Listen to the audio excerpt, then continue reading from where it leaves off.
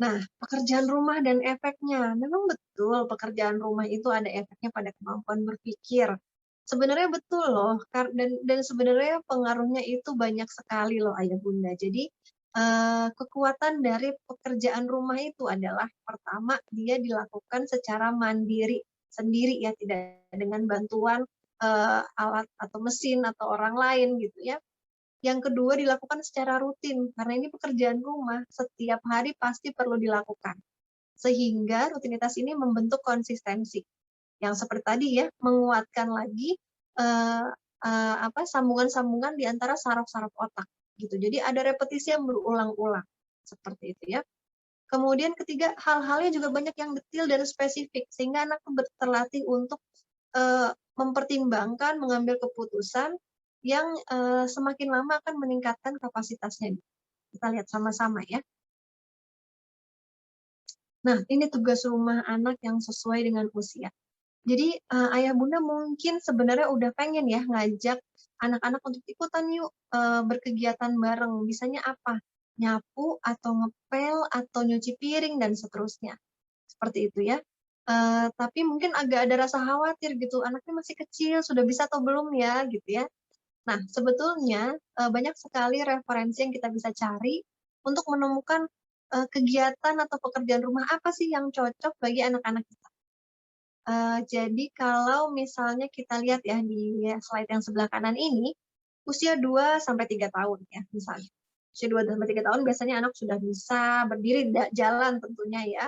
Sudah bisa komunikasi dua arah, sudah bisa cerita panjang ya. Jadi dia sudah bisa mengartikan instruksi. Ya sebutlah misalnya mengambil cucian yang sudah bersih gitu ya. Terus masukin ke keranjang gitu ya bersama-sama dengan bunda. Kalau pakai mesin cuci tentunya kan karena tinggi dia mesti kayaknya agak susah juga ya. Jadi mungkin cucian yang sedikit gitu ya, lap dan seterusnya. Atau menaruh baju kotor ke tempat baju kotor. Ya, itu sudah bisa tuh dilakukan oleh anak-anak usia 2 sampai 3 tahun. Merapikan mainan pastinya gitu ya. Mengelap meja sudah bisa ya. Jadi kegiatan-kegiatan umum. Jadi dia tahu instruksi, dia bisa melakukan dan lama-lama kita bisa mengarahkan untuk lihat coba mana nih tadi lapnya di sebelah mana aja. Masih ada bagian yang kosong atau yang belum dilap. Nah, kemudian usia 4 sampai 5 tahun nih sudah bisa beresin meja atau tempat tidur sendiri gitu ya. Sudah bisa kalau punya binatang peliharaan sudah bisa kasih makanan ya kepada binatang peliharaan. Kemudian sudah bisa membersihkan kaca dan seterusnya. Nah, di atasnya lagi koordinasi motoriknya sudah bisa ke menyapu, mengepel gitu ya, membersihkan kamar mandi dan banyak lagi sebenarnya.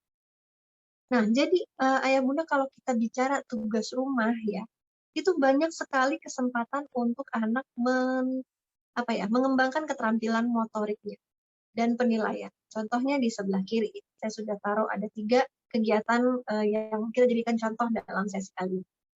1, mencuci piring. Bayangkan piring ya, piring itu harus dipegang pakai 2 tangan. Piring ada bobotnya, berat gitu. Jadi kalau piringnya berat ya tentu perlu menopang dengan cukup tenaga ya, sehingga ini terlatih nih bahu, kemudian punggung ya, tangan juga ya, itu terlatih untuk memegang. Lalu kemudian kita perlu pegang juga sabut sponsnya dan kita masukkan ke air cuciannya ya, air sabunnya. Lalu kita pegang sponsnya sambil dipegang piringnya sambil kita oles. Itu sudah ada minimalnya 3 pekerjaan yang dilakukan dalam waktu bersamaan. Pegang piring, pegang spons, dan diputar. Nah, pada saat anak memutar tangannya untuk mencuci, dia perlu mengamati kan. Jadi sudah ada upaya untuk kita sebutnya mungkin pengamatan detail terhadap bidang visual ya. Ujung ke ujung, misalnya secara lingkaran gitu ya. Tadi ada kotorannya di sebelah mana, dioles, dioles gitu. Lalu olesnya juga tidak asal oles, perlu ada mungkin penilaian dia tersendiri ya. Harus olesnya kenceng kah, harus ditekan-tekan kah gitu ya, harus ditambah lagi sabunnya atau enggak gitu ya. itu semua juga sudah melibatkan rangsang sensori. Contohnya selain visual, soalnya kalau visual ada nih apa kuning-kuning, mungkin makannya santan gitu ya, makan opor. Jadi ada bekas kuningnya, mungkin dibilas pakai air. Tapi terus ada nasi kering yang nempel yang udah keras, jadi kan harus ditekan gitu. Ditekan. Dia sudah bisa merasakan kasar atau keras kuatnya itu dengan sentuhan pada saat dia pegang piringnya. Nah, inilah penilaian-penilaian yang bisa kita lakukan pada saat fungsi-fungsi sensori motorik kita bekerja. Jadi ada penilaian yang kita lakukan, ada perencanaan ya buat anak-anak yang sudah terbiasa, sudah beberapa kali mencuci piring, dia akan punya perencanaan. Oh, karena aku nggak suka basah, misalnya aku pakai apron dulu gitu ya. Terus kemudian piringnya ditaruh di sebelah sini dulu, terus dibilas dulu, disaring dulu ya, dan lain-lain. Gitu. Sudah ada perencanaan supaya kerja makin efektif. Kita lanjut ya ke kegiatan lain tuh misalnya menyapu.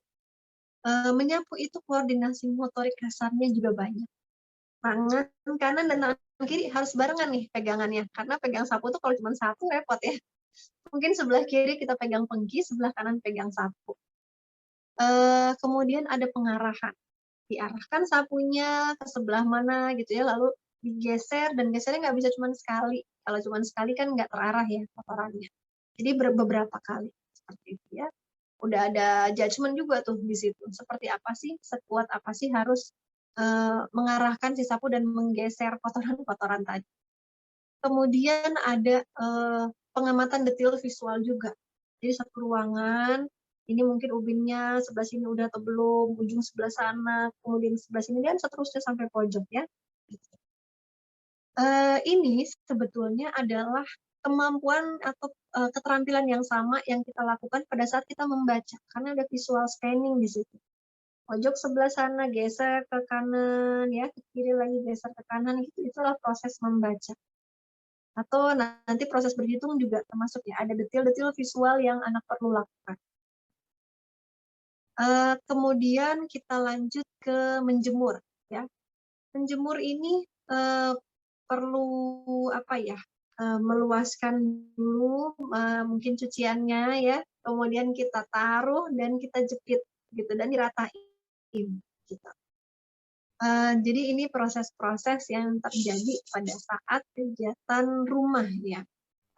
Jadi kalau sebenarnya kita melihat bagaimana suatu kegiatan rumah itu dilakukan, setidaknya ada sikap kerja yang terlatih. Sikap kerja untuk pengamatan, sikap kerja untuk mengikuti urutan-urutan kegiatan, kemudian sikap kerja untuk menuntaskan suatu kegiatan tugas tertentu, mengamati hasilnya atau proses sampai puas terhadap hasil yang dia lakukan gitu ya. Kira-kira sikap-sikap seperti itu. Yang mana itu juga terjadi dalam suatu kegiatan belajar. Kemudian sensori motor juga pastinya tadi ya, kita sudah merasakan oh masih ada bagian yang kasar, bagaimana caranya supaya tidak menempel lagi sisanya di dalam piring gitu ya, itu juga sudah ada problem solving.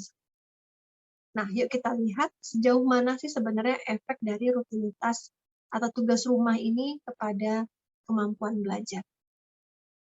Oke, ada olah gerak di situ ya, dengan koordinasi sensori motor.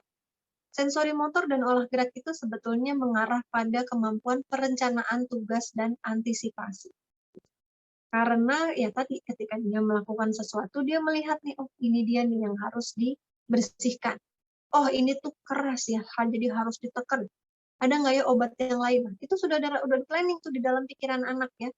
Ini bisa atau enggak, ini bisa atau enggak. Ya pertama sebelum proses planning sebenarnya trial error dulu. Itu proses berpikir. Ketika trial error sudah terjadi, kita sudah tahu, misalnya sudah ada rumus ya, tanda kutip ya. Obat pencuci piring yang bisa menghilangkan minyak misalnya. Dia udah tahu nih ada rumusnya. Ya, artinya rumus itu adalah pengalaman ya yang sudah pernah dia terjadi, sehingga anak sudah tahu oh kalau terjadi A maka harus dengan B diselesaikan. Itu baru ada planning berikut. Jadi mungkin pertama trial error.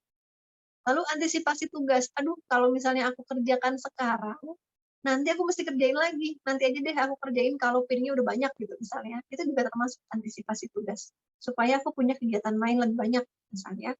Di situ ada terjadi proses sebab akibat tuh sebenarnya dalam diri anak. Hanya mungkin dia belum sadar. Kadang-kadang kita perlu memancing ya supaya proses berpikir ini keluar dan tersadarkan atau tersadari oleh. Lalu kemudian ada perencanaan pelaksanaan tugas tadi kita sudah bahas, melatih ketelitian ya, jadi scanning-scanning tadi itu yang paling sering memang terjadi adalah scanning visual. Scanning visual itu banyak kita butuhkan pada saat proses membaca, mengerjakan tugas pakai buku gitu ya, atau proses berhitung yang dengan rumus. Itu scanning visual dan jelas ada urutan kegiatan ya. Jadi di sini juga ada nih melatih atensi detil, visual, taktil tadi ya, dan melatih kerja tuntas. Di situ ada keurutan pekerjaan gitu. Oh sorry, melatih atensi atensi itu juga adalah keurutan langkah yang bertahap gitu. Jadi cuci piring itu harus pertama pegang dulu piringnya pastinya ya, kotorannya dibuang dulu, disaring, lalu sabunnya sudah siap dulu, pegang dulu di tangan kiri, lalu tangan kanan kita putar, gitu. Seperti itu. Supaya kegiatan ini bermanfaat secara maksimal, tentu kita perlu sekali mendampingi anak dan mengarahkan step by step-nya. Misalnya dioles di tengah dulu, lalu kita putar ke sebelah pinggir ya untuk memastikan kotoran di pinggir-pinggir piringnya hilang. Lalu di belakangnya gitu ya, diulang sekali lagi di atas baru kita bilas. Atau setelah dikasih sabun dan dicuci, disusun dulu setelah semuanya selesai baru kita bilas. Gitu ya. Jadi itu langkah-langkah kerja yang akhirnya dia ikutin. Bayangkan ketika anak sedang melakukan penjumlahan, itu kita harus ajak dengan langkah-langkah kerja. Satuan dulu yang dijumlah, setelah ada di bawah, atas lagi dijumlah puluhan, di bawah ada angka sisa taruh di atas, ke sebelahnya lagi, seperti itu terus. Ya. Jadi kepatuhan, tanda kutip ya, kepatuhan anak untuk mengikuti langkah per langkah pekerjaan tugas itu juga yang dibutuhkan dalam proses-proses belajar.